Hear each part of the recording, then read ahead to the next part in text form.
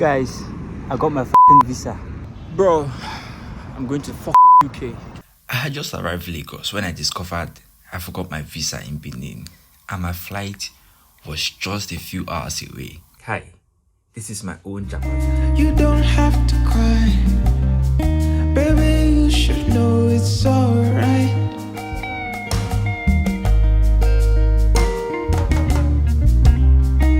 Don't let this. Let's start from the beginning when I got my visa. Guys, I got my fucking visa. No, let's just go back a little more, all the way back to when my visa was refused. That's for another video.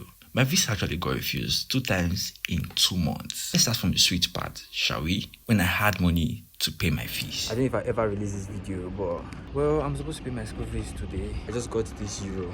I was supposed to pay it earlier, but I mean, touching this cash, I mean, just this is like 5 million. Just these few currencies. It was a day of submission, so I put my documents together and went to the TLS office. And that's actually where they submit UK applications for visas. If we are doing things, we are going to do them right. So I booked the premium lounge. A few days after I submitted, I got a mail and my passport was ready to be picked. While I was in the car, I was thinking, what if I was refused? I mean, I've been refused before, and I can tell you, it was very painful. Then I picked it up, and checking it was the next challenge. So I just picked it up and I want to check. But I feel like I should put it in a place where I can see to be able to check. Who's with me?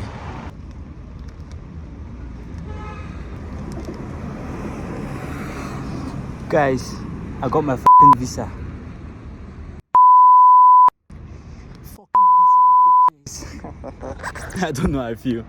Happy, I'm happy really, but I'm supposed to jump, but I just feel, I feel good. I wonder what would have been if it was not, if it was refused. So, bro, I'm fucking going to the fucking UK, niggas. There's something I've always wanted to do. Never had the courage, but it's a new beginning. It's a new life. It's a new day. So, I mean, why not? It's a new dawn. It's a new day.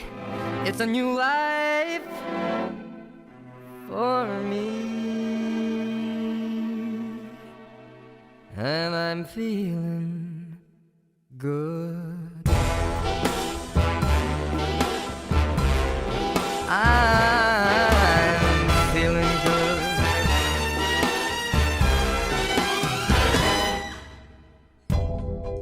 Fish in the sea, you know how I feel. River running free. I wanted to try something new for the first time in a long time. You know, new country, new hairstyle kind of vibe. And it's a new year too, so why not? This was me leaving my streets. At this point, I could have stopped and just realized that something was wrong. The simple thing was what made me and my parents sit in Ojota Express Road for hours late in the night. So here's the full story. I was halfway when I checked my bag and then I discovered that my passport was not inside. So I called my brother to confirm, and it was lying on top of my bed and I was on my way to Lagos. So at this point, he had to get to the closest bus station that was going to Lagos. And we saw one and he said it was for 20k. 20k for transport from Benin to Lagos. How much is the normal? Do you get how much is for one person? It's like 7,000 or 8,000 if you go from some places. So why is 20,000 for just carrying a passport to Lagos? So we had gotten to Lagos and called the driver. He said, that's when his car broke down. No, his car broke down. He could not go anywhere. So I and my parents literally waited at Ojota down the bridge for a long while. Nothing was coming, so he said we should go to our hotel room. I mean. Hi, I'm still in Nigeria, don't worry. I'm trying as much as possible to keep calm. I think I like the fact that I'm always calm when something happens. So at this point, I'm going to Ojota, trying to get to see if I can see the guy. Hopefully he comes on time. I get it, no he would. See my hair be like egg.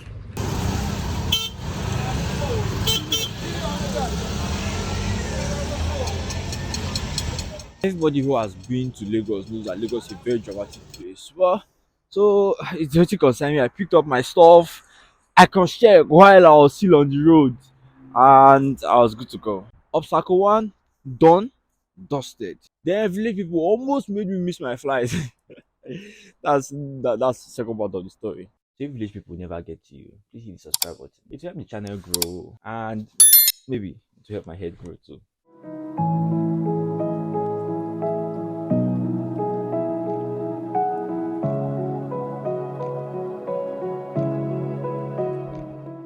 We waited for our ride.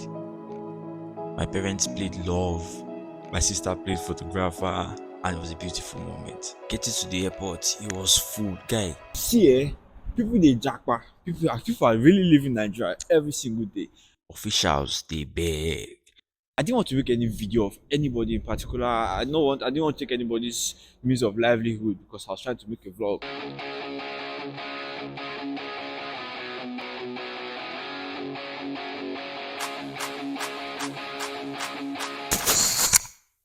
The time I had to leave my parents was like my most emotional moment where they prayed for me.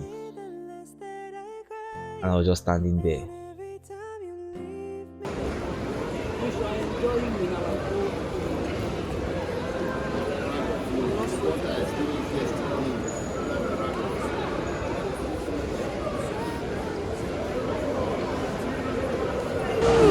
Okay, so I'm at the airport and it's almost time for departure. So actually, I had to wear 3 sweaters and 1 shirt inside. You know how you have no fucking idea. Because of weight, I could not make weight like Usman. Your luggages go through so many scans. This was more than I've seen all my life. After that, we got into the waiting room. And the plane that was supposed to get to us from Rwanda was caught up in Nigeria's Hamatan. Obviously, my village people. So we had to wait for over an hour before it came. When it came, we got in, we checked in. It was not the best flight because there was no leg space. But regardless, seatbelts fastened, we took off.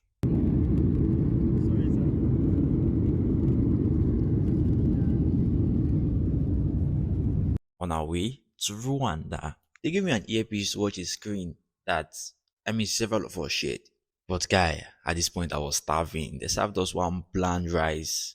But the best part was that I ordered for Champions League. I'm sure you know what that is. Do you know how much I paid?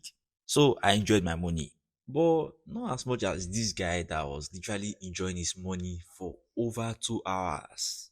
We got to Kigali and he was still dancing. I got to Kigali and we signed in, joined the queue, and our layover time was supposed to be 2 hours. So I felt like maybe I could stretch my legs for a bit before we take our next flight. Not lie you. Our layover time in Kigali was supposed to be 2 hours. But remember we had spent over an hour in Lagos airport. So that was subtracted for the 2 hours. And imagine we had not come when we came. I would have probably ended up jackpotting into Rwanda instead of London. So we really did not have any time to wait in Rwanda. Because immediately we dropped, the plane that was leaving for London was almost departing. So heading to London from Kigali, this flight is bigger and it's nicer. There's more space, more leg space, and I feel like a fucking superstar. There's a TV right in front of me, makes it easier. Beautiful ambience, and we took off. This time, I enjoyed my money to the fullest.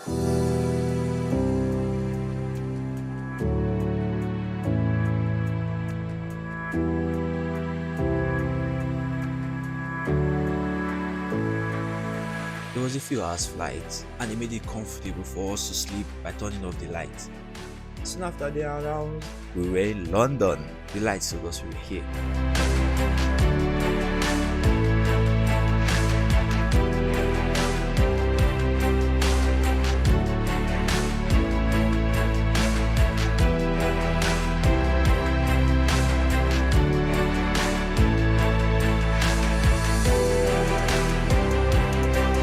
Now the UK border, it was crowded and it was long, but it's better than Nigeria banks because if they move, there's another line for those with EU passports, but that was very short.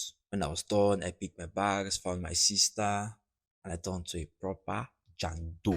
It's a new dawn, it's a new day, it's a new life for me.